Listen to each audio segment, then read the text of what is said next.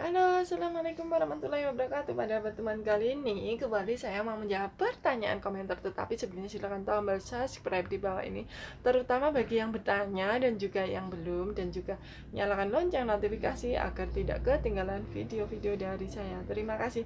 Oke, langsung saja saya bacakan pertanyaannya. Pertanyaannya begini, mau tanya, KB 3 bulan baru 2 hari sudah berhubungan tapi tidak dikeluarkan dalam, apakah masih aman dan apakah harus suntik KB lagi? Oke, langsung saja saya jawab pertanyaannya ya. Jadi ini suntik KB 3 bulan baru 2 hari sudah dipakai. Kalau suntiknya yang pertama kali itu harus jedanya itu 1 minggu ya, amannya itu 1 minggu baru bisa dipakai berhubungan. Kalau belum 1 minggu maka bisa memakai kondom seperti itu ya. Terus ini tidak memakai tetapi dikeluarkan di dalam, apakah bisa hamil? Maka bisa saja terjadi kehamilan ya, jadi tidak aman. Apakah masih aman? Tentu saja ada ketidakamanannya ya. Jadi nanti waktu 1 bulan lagi harus dilakukan pemeriksaan ya, pemeriksaan test pack ya, hasilnya bagaimana. Kalau hasilnya positif maka untuk bulan berikutnya tidak boleh suntik lagi. Terus kemudian jika hasilnya negatif maka untuk bulan berikutnya sebelum suntik perlu lagi dilakukan tes pack lagi. Terus kalau negatif itu baru bisa untuk suntik KB seperti itu ya. Jadi untuk antisipasi terjadinya kehamilan seperti itu. Oke, sekian dulu jawaban pertanyaan ini, semoga bermanfaat.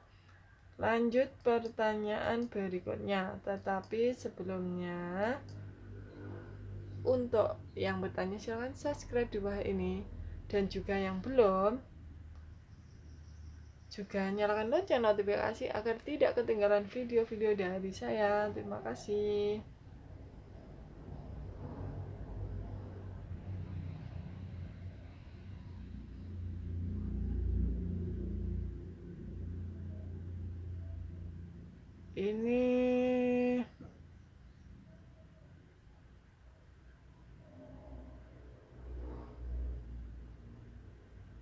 Ini ada yang komentar mengenai kondom sutra ya. Ini komentarnya begini, tolong dong bungkusnya disegel karena ada pengurangan nggak sesuai isi sama labelnya.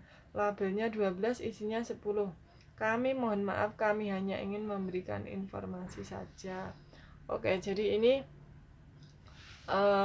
ini adalah kesalahan pabrik ya, bukan dari yang mengurangi, bukan dari pihak luar ya. Kalau masalah kondom itu kita tidak bertanggung jawab ya mengenai isinya berapa. Labelnya isinya 12 jadi isinya 10, itu adalah tanggung jawab bagian pabrik ya, pabrik dan pengemasan distribusi ya. Kalau soal itu kita tidak tahu ya.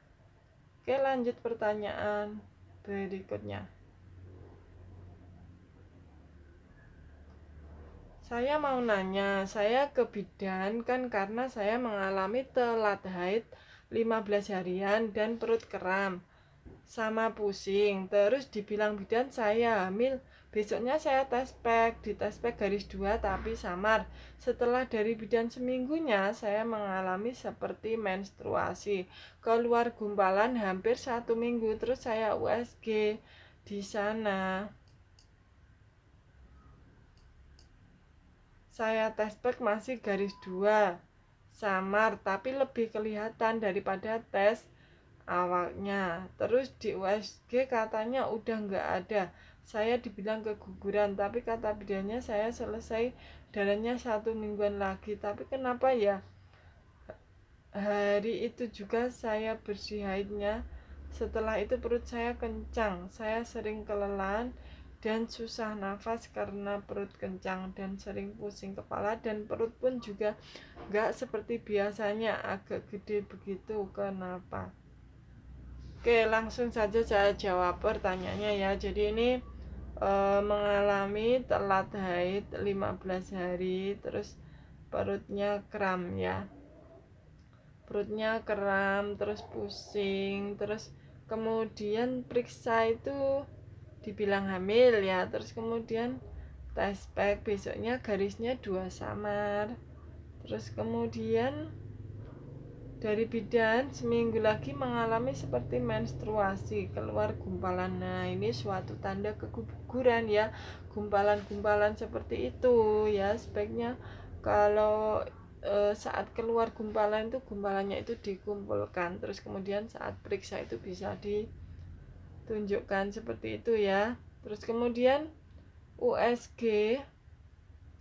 tes packnya masih samar tetapi lebih jelas ya. Terus dokternya bilang maaf, di USG terus dibilang keguguran ya sama bidannya ya.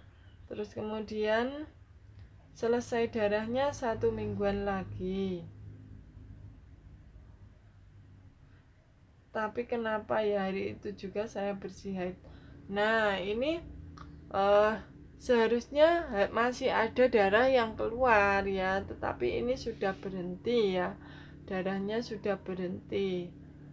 Jadi perlu diperhatikan ibu, apakah ini ya sudah diberikan terapi ya, maksudnya untuk membersihkan rahimnya, apakah sudah diberikan obat. Terus kemudian sering kelelahan, susah nafas, sesak nafas begitu ya, perut kencang, sering pusing seperti itu suatu tandanya ibu itu anemia ya, mengalami anemia karena ibu keluar darah saat keguguran, itu keluar darah yang banyak ya. Jadi itu tandanya ibu kekurangan zat besi ya, kekurangan zat besi atau anemia. Jadi karena oksigen itu tugasnya itu membawa, karena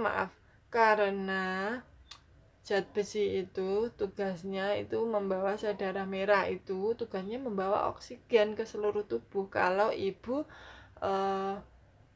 sel darah merahnya kurang, zat besinya kurang, maka oksigennya juga berkurang ya, menyebabkan ini kelelahan seperti itu, nafasnya agak susah seperti itu ya, perut kencang, sakit perut. Kalau perut kencang seperti itu berarti belum bersih ya, rahimnya itu belum bersih, masih ada sisa-sisa yang tertinggal ya, perlu dilakukan pemeriksaan lagi jika perlu. Kalau masih misalkan masih ini ya, di USG itu terlihat belum bersih seperti itu, maka perlu dilakukan pemeriksaan kuretase ya.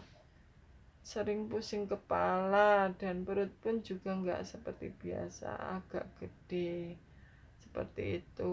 Kalau masalah ini ya bisanya dilihat melalui USG ya. Kalau USG nya memang sudah hamilnya itu sudah keguguran, sudah tidak ada, maka perasaan gedenya itu bisa saja hanya ini ya, hanya perasaannya saja ya, sebenarnya tidak terjadi seperti itu. Ataupun memang terjadi kenaikan berat badan yang menyebabkan ikut melarnya jaringan yang ada di dalam perut seperti itu ya. Jadi yang paling perlu diperhatikan, ibu harus diperiksakan ya, karena terjadi perut kencang dan pusing seperti ini ya. Jadi untuk menghindari terjadinya infeksi ya, karena sesudah keguguran itu bisa saja terjadi infeksi ya, karena ada perlukaan ya di dalam rahim seperti itu ya, perlukaan karena terjadi keguguran seperti itu ya. Terus kemudian lagi pusingnya dan sesak nafasnya itu juga bisa karena terjadi anemia, karena darah yang dikeluarkan seperti itu menyebabkan ibu kekurangan sel darah merah seperti itu ya. Oke, sekian dulu jawaban dari saya, semoga bermanfaat. Wassalamualaikum warahmatullahi wabarakatuh. Bye bye.